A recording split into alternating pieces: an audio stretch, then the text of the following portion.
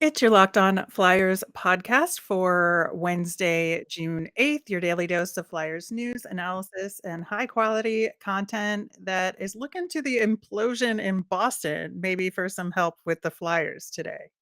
Yeah, interesting times. We've got that plus your mailbag questions on today's show. Your Locked On Flyers, your daily podcast on the Philadelphia Flyers. Part of the Locked On Podcast Network.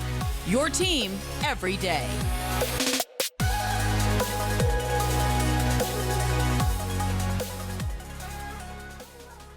Hello, once again, I am Rachel Donner. You can find me on Twitter at rmiriam. I'm here, as always, with the incredible Russ Cohen, who's on Twitter at Sportsology. Thanks for making us your first listen every day. You can follow Locked On Flyers on Twitter at Locked On Flyers. That's where you can keep up to date on all our episodes, give us mailbag questions, hear about Flyers news, all that good stuff. You can also email the show at lockedonflyers@gmail. On today's show, we are going to talk about the surprise news that the Bruins fired Bruce Cassidy and what that could mean for the Flyers coaching search. And we are going to get to your mailbag questions. Locked on Flyers is free and available on Apple Podcasts, Spotify, Odyssey, wherever you are listening right now. Hit that subscribe button. You will get all of our episodes here on the Locked On Podcast Network. Plus, we are over on YouTube, so subscribe over there as well. Love to hear from you there. Russ, I gotta say, I was shocked when the Bruins announced that they fired coach Bruce Cassidy. What do you think is going on up there? I wasn't completely shocked because I heard like little murmurs and saw reports a few days ago where Cassidy was not a full lock, but you know most likely would come back this year. But then when we started hearing about Bergeron, and then Bergeron being like, "Well, I don't know if I want to come back," and then like yesterday, I heard right before the firing, but with Bergeron, it's like people, once he was like kind of like, "Hey, I do want to come back," but then it figured out that it was the coach, and to make it worse, now he wants, his buddy David Krejci signed, who wasn't there last year, and this Right. is like Don Sweeney is letting the players run this now, which is sort of like the NBA, and I think it's dangerous. It could be for them. I mean, it feels like the walls are crumbling in Boston a little bit. Now, some of it is not their fault per se. They've had some injury woes. We know that Charlie McAvoy and Brad Marchand are out for a significant portion at the beginning of Yeah, next Matt season. Grzelcyk too. Yeah, Yeah, so that's huge. But I don't think this team is unsalvageable. And so with Cassidy not there, that creates another opening for the Flyers to compete with in all of this. And it also adds another candidate to the pile, assuming that he wants to coach next year. I would think he would, but I don't know him personally, obviously. So, as far as adding to the competition, is there any of the lead candidates for the Flyers that you think would see Boston as more attractive? I mean, Trotz could, Torts could. I think those two could for sure. See, and this is the thing now. This is sort of putting the Flyers on like a treadmill because you've got more to choose from, and now you may lose who you think you could get. I know everybody's working really slow here, all teams, but if they're waiting for someone on Tampa, it could be too late by the time all of that rolls around with all this other stuff going on too. Like there's just when this merry-go-round stops, uh boy, if it stops on Mike Vellucci, then I know they pretty much lost out in this coaching search. Yeah, it's definitely a high wire act that they have to perform here because you're right. There are all these candidates out there, and a few of them that we've talked about, Torts especially.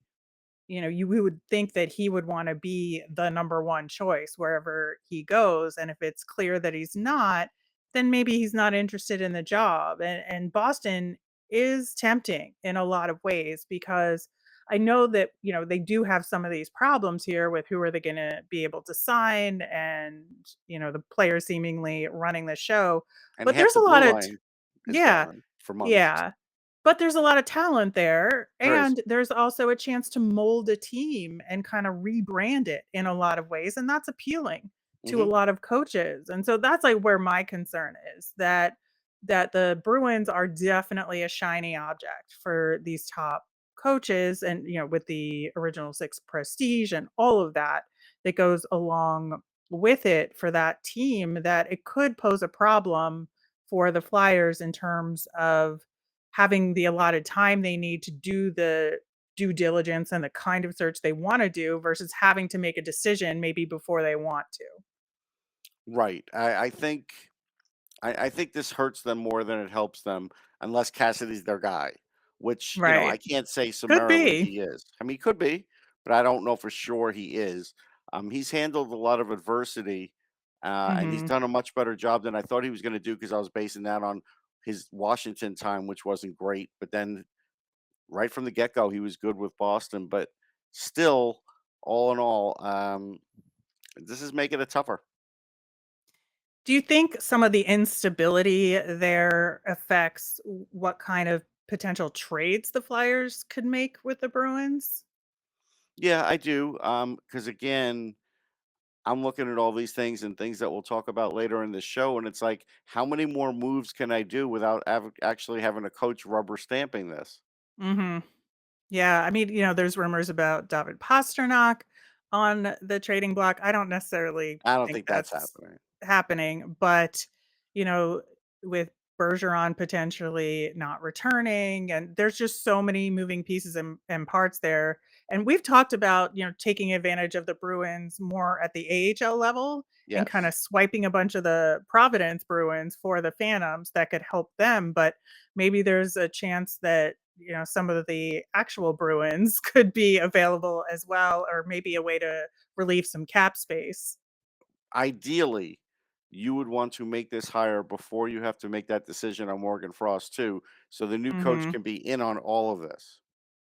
Yeah, I think all of that is so important, and it is a wild ride this off season It so is. far, especially with the coaching carousel and what is going on there. So again, another wrench in the mix. We'll see how that affects things over the next few days, and if the Flyers hire somebody right now or they're still waiting. One of the other hires that happened yesterday, which is super cool, is the Montreal Canadiens hired Marie-Philippe Poulin, who is, of course, the best women's hockey player in the world, but she's also a coach and a mentor, But maybe in not ever. her People are time. saying ever, and I kind of bristle at that. I wanna relook at the field before I start Well, just saying I that. think she is. But, I do think she's a tremendous hockey mind as Yeah, well, and I can say I personally have skated in a clinic that she coached, that's awesome. and she is extremely diligent, has a lot of attention to detail, knows how to teach, and is very inspirational when she's speaking, and That's so good for I player development. yeah, it's huge. So she's doing player development part-time with the Habs, and the reason why I bring it up on this show is once again, I think it speaks to some of the lack of creativity that the Flyers have, and I have been on a soapbox, I will say it as many times as I need to, that I want the Flyers to be interviewing and talking to some of these top women's players who are also coaches on the side to help with player development. I mean, I will mention Julie Chu's name until I can't talk anymore because I think she is a phenomenal hockey mind. She was also a mentor and a coach at the clinic that I went to up in I just know she Montreal. was a good interviewer. I've And interviewed her yeah, many times and have found her very engaging, very smart. she's super smart. She knows hockey so well. I think she just has a perfect mind for this, as well as she has the coaching experience to boot. So I think she would be great for player development. Flyers, please, please, please. I'm going to keep begging you until the end of time. Talk to her, get her to at least consider working for you. I did want to mention one other thing too, along with the Montreal. I was on the call for Chris Weidman yesterday, who they re-signed. He's a defenseman to a 2-year contract. $762,000 for both years, and I want to say he had 23 points um, Mhm. for the Yeah, Canadians, that's a which good is, deal. He's a I mean, pretty good depth again, who player for would you them. rather have, Nick Seeler or this? Mhm. And this is why Yeah. I say you don't jump at things because again, Weidman didn't really. What I got from the call was he wasn't expecting a 2-year deal. Well, you gave a 2-year deal to Nick Seeler. Now, again, if you want to say, well, he's a defensive defenseman, right? Okay, fine. But this guy's a better player. He's just a better player, and he came for the same money. Yeah. So that's all. Just one of those things. Just want to point that out. Well, again, just another thing to put on the list of things to pay attention to when we see how Chuck Fletcher handles this offseason and the choices that he makes. We're going to get to some of your questions coming up next. But first, this episode is brought to you by Rock Auto. With the ever increasing number of makes and models, it's now almost impossible for your local chain auto parts store to stock all the parts you need. Why endure often pointless or seemingly intimidating questioning and wait while the person behind the counter orders the parts on their computer? They're going to have to choose the only brand their warehouse happens to carry. You have computers with access to rockauto.com at home and in your pocket. Rock Auto prices are reliably low for every customer, from expert mechanics to beginner do-it-yourselfers. They have everything you could need, from brake parts, tail lamps, motor oil, even new carpet. Whatever you need for your car, you'll be able to find it and get your car in shape. Go to rockauto.com right now and see all the parts available for your car or truck. Write Locked On in their How Did You Hear About Us box so that they know we sent you. Amazing selection, reliably low prices, all the parts your car will ever need at rockauto.com. We have an important favor to ask you, the listener. Locked On has put together a survey so we can learn more about listeners like you and make your favorite Locked On podcasts even better. This is your chance to tell us what you like and what you don't like about Locked On podcasts. Go to lockedonpodcast.com/survey right now to get started. It won't take very long. And if you complete a survey, you can qualify for a chance to win one of 10 $100 Ticketmaster gift cards. To take that survey, once again, go to lockedonpodcast.com/survey. And thanks for your help. All right, Russ, we've got some good questions coming up. The first one is draft related. It seems like Cutter Gauthier is moving up in the rankings. Any shot the Flyers pick him at 5? And would you pick him over Jiricek or Savoy? I mean, I think they'll talk about him if they think he could play center. I'm not sure he could play center in the NHL. I know he's worked at it very hard, but again, why are we talking about this? Is it because he's bigger and stronger? Seems like that. So comparing him to the other two, I don't think you can. That's not a shot on Cutter. I think Cutter's terrific, but I think he's just sort of in that next tier. And no, I wouldn't do it. Yeah, I wouldn't either. I think the only chance that they would pick him over one of those 2 is if they had originally had Savoy in that slot, and again, they're just going for size. Hmm. That if they on their draft board had Jiricek lower than that, but I honestly don't think they do. I Yeah, I don't mean, think they do obviously, either. I don't know, but, Yeah. I do think Jiricek, of those 3, is the most likely choice for the Flyers, but again, anything can happen, and Cutter Gauthier's name is being thrown around a lot right Hmm. now. So could just be a recency bias thing. Could be. All right. On the current Flyers roster, who has the most value that you'd be willing to trade to get a scoring winger? So scoring winger, who am I trading that has the most value? Well, I mean, technically, Travis Konecny is supposed to be a scoring winger, so I'm not going to necessarily trade a scoring winger for a scoring winger. Um, you know, based on the rules of this question, it's probably Travis Sanheim, but I'm only doing that if I can't re-sign him. Period. And if I find out that what he's asking for is out of our ballpark, then that would be the answer. Yeah, I think, we did talk about it on yesterday's show in terms of who are people we wouldn't be willing to trade or who are untouchable versus we'd be willing to consider. And obviously, at this point, everybody's on the table, but we have certain guys that we wanted to more likely keep on the roster for next year. Travis Sanheim is definitely one of those guys for me. I think that's where maybe I bite the bullet in terms of my personal taste and sacrifice a Scott Lawton for that, and plus maybe a prospect or something Mhm. else, like throw Zamula in for that deal to get a guy who could add to the scoring on the team. I think that Lawton is great. I like him. I just he's not exactly there where you're talking about a dynamic Sure. scorer, and I think that's important for the Flyers. So I understand, you got to give to get in this Yeah. situation. So that's kind of where I would look is maybe try Okay. and throw two players in that's like a Scott Lawton and a top prospect. I think that would get you at least somewhere in the bargaining. It would. All right. We know that the Flyers are in cap trouble, so this is a good question. How much room in the cap do the Flyers need to make in order to have a shot at the most impactful offseason they can manage?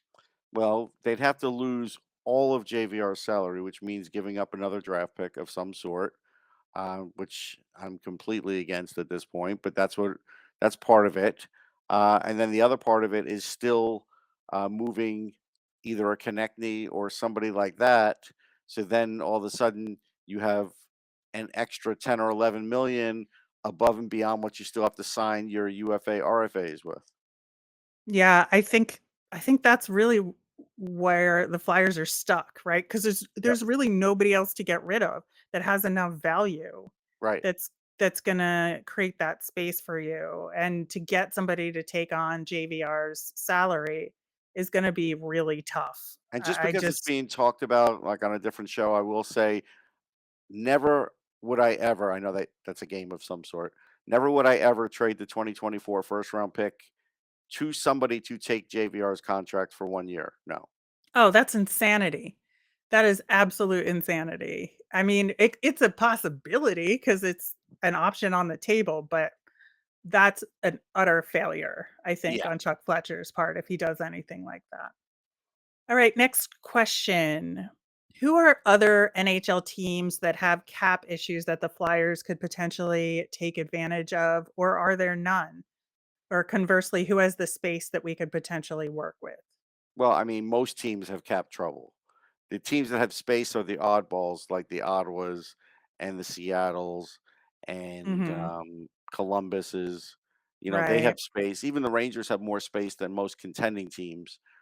So Arizona too. I mean, the teams that you're going to be contending, if you're talking about a dump or trade what you don't want anymore situation, you're talking about Seattle, Ottawa, Arizona. That's about it. Yeah, I'm intrigued by Detroit as well. I mean, I think all of those are correct, but I know Steve Eiserman is a wizard, but sometimes like you have to go to the castle anyway. Yeah, I guess, but And he's been very reluctant to do much with that. yeah, I know, but I just think it's worth it because it's a different approach and we already got hosed by Arizona to take Shane Gostisbehere. It's like going to that well again just seems so futile Well, I here's the at this thing. point to me. Going to Iserman is kind of like when you walk up to that guy in the street and you play 3 card Monte, you almost Right. know you're gonna lose, and you kinda, like, hoping you're not gonna lose more than what you thought, and that's the problem with Iserman is if you start getting into Mhm. these real trade talks, he is he a lot of teams have lost to him in trades, so just keep that in mind. Oh, I know. I would expect to lose a deal, but to get something accomplished might be worth it if Yeah. that's a team you can go to.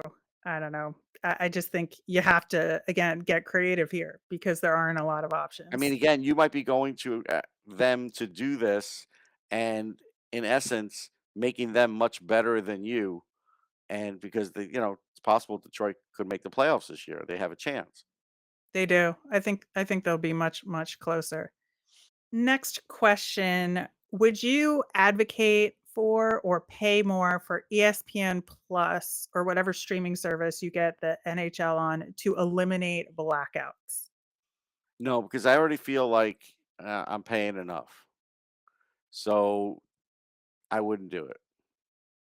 For me, it's a really tough question because I think that I don't wanna pay more money. I mean, 100%. I think between everything that you have to pay for, it adds up to a lot to be able to get all the games.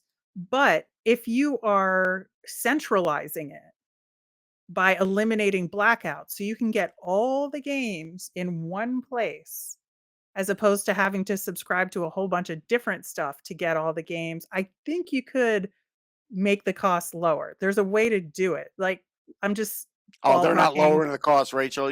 No, it's not No, but happening. uh, not in one particular place. But if you have 3 different sources that you're paying to get all of the games, right? Uh-huh. In different amounts that negotiate or set their prices separately, but ESPN Plus on its own says, I'm just making these numbers up. It's $150 for the full NHL season, but to do it blackout free, it's 225. Do you do it? I say yes, because that saves me a year's worth of cable subscription. Okay, but I'm gonna give you the other side of it now. So that deal gets made, you make that deal, and then like in half season, the lawyers get together and they come out with a way to say, well, uh, guess what? You are not going to be able to see this game. It's not a blackout, but it's and whatever jargon. That's It will never. nitpicky though, Russ. That's Okay, but like this is what not in the happens. spirit of the Oh, in question, the I would spirit. say. I'm sorry. Yes, cable and customers has always been in good spirit, hasn't it? No. The answer is Look, no. I stand by my answer to this question because as It a will never. person It who will never has be to that simple. subscribe to a whole bunch of stuff and deals with a metric ton of blackouts living in New York, blacked out for 3 teams, it is a pain, and I would love to be able to I centralize know. it, pay a little bit more to that one, but eliminate 2 other subscriptions, hands down, easy Yeah, I choice. know, but you know what? The problem is blackouts occur not just from one network anymore. Now it's TBS, TNT, ESPN. Now you have to worry about 3 different networks, and that's why they can't eliminate it 100% because again, you got 3, not just 1. See, once the NHL gave up their package, their actual, game package, whatever that was called, game something. I can't remember anymore. Wow, that's bad. But once Game they gave Center? Game Center, thank you. Once they gave that up, that was your only chance. Now it's all separate. It's all a la carte. Forget it. You're looking for a combo meal that you're not gonna get. We are going to agree to disagree on the blackout situation, but we'll get to more of your questions coming up next. But first, we're going to hear about Bet Online. BetOnline.net is your number one source for all your betting needs and sports info. Find all the latest odds, news, and sports developments, including this year's Stanley Cup playoffs, basketball championship finals, Major League Baseball scores, and of course, all the latest fighting news from MMA and UFC to boxing. BetOnline is your continued source for all your sports wagering information from live betting to playoffs, esports, and more. Head to the website today or use your mobile device to learn more about the trends in action. BetOnline, where the game starts. All right, getting back to our mailbag. There's a good free agent question. Is John Klingberg a free agent the Flyers should target, or do you think he resigns with Dallas? Well, I don't think he's re-signing with Dallas, and I don't think they could really target him because, he's going to end up getting 8.5 a year, something like that. And I think they've already got too much tied up in their blue line. Now, if you're going to trade Sanheim because you know you can't sign him, then you might be able to do it, but you better be sure. I think that's one of 2 scenarios. I think the other scenario, aside from thinking you can't sign Travis Sanheim or extend Travis Sanheim, is if Ryan Ellis is a definite no-go and he's just gonna be on LTIR and you're gonna put that salary away. I think you figure out a way to at least give him an offer. You may not win, but I think he's a good option to target if you have nothing, right? Well, okay, that's fair. I agree with that. But I guess the crux of this game is Klingberg going to wait around until Ellis says I can't do it? Well, I think the timing works out, right? Because I think we'll know leading up to that free agency period if Ellis is gonna be able to return in an effective manner. It seems like from what they were saying, they'll have at least a closer answer by then and then can make a decision for free agency period at that My point. guess is it's still going to be ambiguous in nature when July rolls around. Well, we'll That's see what that's just happens my on there. feeling. That's I where know. I think a scenario makes Yes. sense for them to Yeah. go off Klingberg. Yeah. Yeah. I agree. Next question. Of all the ex Flyers out there, who is having the most successful post Flyers career? Well, I mean, how deep do we want to go on this? Right now, I mean, it's Justin Pat Braun. Maroon, right? Yeah, I mean, it's Pat Maroon if we're counting just cups and hardware, but Braun's doing well, Abe Kubel's doing well. It's hard to find one that's not doing well. Let's let's be honest. Well, I don't know. Radko Gudas is always a question mark to me, But he's but got a pretty big role where he is too. yeah, that's true. That's true. But Giroux did yeah, well. Like, this is a tough game. It's going to be harder to find the one that's not doing well. well, we'll talk about another one of them in a little bit. But another question we have before that one: who do you think has the best chance of beating Colorado in the Stanley Cup final? The Rangers or the Bolts? Yeah, I think it's the Rangers because of the speed factor. Tampa's definitely a little slower, and the Rangers have exploited that a little bit. So I think even though Vasilevsky, you would say, wow, he's much better than Darcy Kemper. Yeah, but with all the speed that Colorado has and the way they roll those four lines, that would be a tough matchup for Tampa because I think Colorado's now the favorite. Yeah, I'm intrigued by the possibility of Colorado versus the Rangers just because both teams sort of lack that Stanley Cup final experience. Right. And so which team is going to be able to step up and make it happen? My gut says Colorado, but you never know. Again, with the Yeah. speed that you're talking about with the Rangers, with Igor, I think anything could happen in Hmm. that scenario, but I do think you can kind of put has the like credentials to like you can put that aside in a series like this, which is super fun in my opinion. All right, last question. With Michael Raffle being lowballed by Dallas and threatening to play overseas, should the Flyers make an offer to him? I mean, it's funny. Rafa, when he was here, said he loved it in Dallas and everything else, but now he knows it's his last contract and he wants to get paid. I mean, if I'm Chuck Fletcher, I'll call him, and if he's willing to take a 1 year deal for maybe like 3 million, I have to consider it because he is a good guy to have around who could play in a lot of different positions. Maybe even helps Lindblom, maybe even helps Lawton. So I have to think about it. But in the end, if he's looking for bigger money than that and more term, then you're not going to be able to do it either. No, I don't think so. I do think that while he is that guy, I love Michael Raffle, and I think that he's the Swiss Army knife, despite the fact that he is Austrian. I call him the Yep. Swiss Army knife Yep. of the Flyers during his tenure here, where he could just show up and do whatever was asked of him, and he'd make it work and excel at it. I Yeah. really thought he did, but I also think he's had some real injury problems, Hmm. and I don't think that he would be reliable as somebody that would be present for a full season, and you have to consider that when you're making an offer, and that's probably why he got lowballed, right? Probably. Because it's not guaranteed that he would be there for even, half to two-thirds of the season, which is what you would kinda wanna bank on, is like, is he gonna play two-thirds of the games this season to make a contract worth it? I don't know the answer to that question with him right now. Same. All right, that will do it for today's show. Thanks so much for listening and for all of your questions out there. You can continue to send those in. We're going to be back again tomorrow. We're going to talk women's pro hockey with Dan Rice from the Ice Garden. He's super knowledgeable about the latest with the pro leagues right now. So excited to have that conversation. We're going to get into a prospect profile of Connor Kurth. So it'll be a really good show. As a reminder, like I said, we always want to hear from you. Send in your questions via Twitter at Locked On Flyers. You can email us at lockedonflyers@gmail.com. I'm Rachel. I'm on Twitter at rmiriam. That's RMIRIAM. I'm Russ. I'm at Sportsology, SPORTSOLOGY. You made us your first listen today. Now make your second listen Locked On NHL. Locked On NHL covers the playoffs like no other. You can hear the latest news and opinions from local experts every Monday through Friday. It's free and available wherever you get your podcasts. Have a great day, everyone.